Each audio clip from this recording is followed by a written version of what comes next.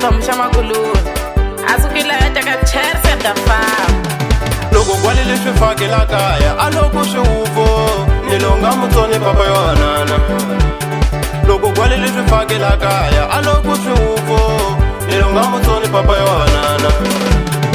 na wena wasati la kaya a loko ku kombe nuna wena unga mutsoni swi fake ku n'wi nyika na wena wasati la kaya a loko ku kombe nuna wena ni longa mutsoni swi fake ku n'wi nyika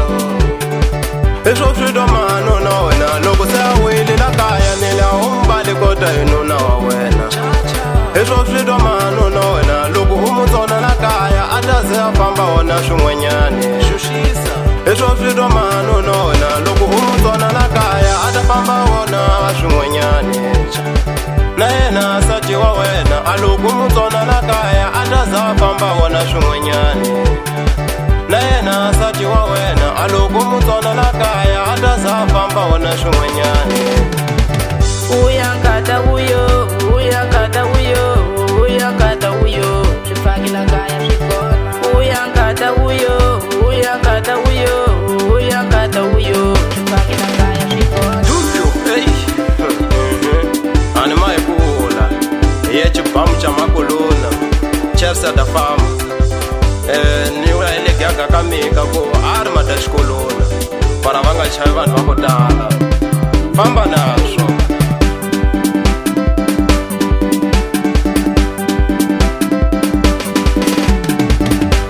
hi cherse da fama lweyo a fambile a landza xibamu xa makuluna la kona swa ku madula kanjhani makuluna mufana chaya ngoma yi hela hi famba loko kwalile swi fakela kaya a loko swi huvo ni longa mutsoni papa yohanana loko kwalile swi fakela kaya a loko swi huvo ni longa mutsoni papa yohanana na wena wasati la kaya a loko ku kombe nuna wena unga mutsoni swi fake ku n'wi nyika na wena wasati la kaya a loko ku kombe nuna wena ni longa mutsoni swi fake ku n'wi nyika eswo swi domano na wena loko se a wile la kaya ni la umbali kota hi nuna wa wena eswo swi domano na wena loko u mutsona la kaya a ta ze a famba wona swin'wanyani xuxisa eswo swi domano na wena loko u mutsona la kaya a ta famba wona swin'wanyani na yena nsati wa wena a loko mutsona la kaya a ta za famba wona swin'wanyani na yena nsati wa wena a loko mutsona la kaya a ta za famba wona swin'wanyani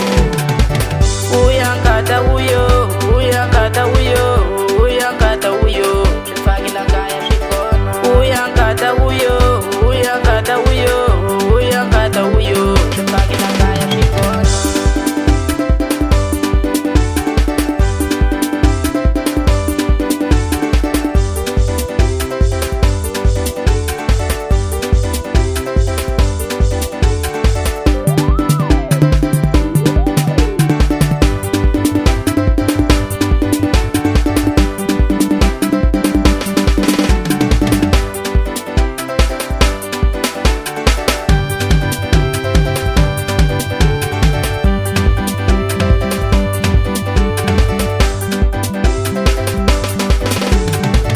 kwalile swi fakela kaya a loko swi huvo ni longa mutsoni papa yohanana loko kwalile swi fakela kaya a loko swi huvo ni longa mutsoni papa yohanana uyankata uyo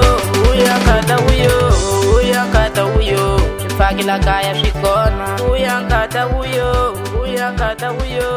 uyankata uyo swi fakela kaya swi kona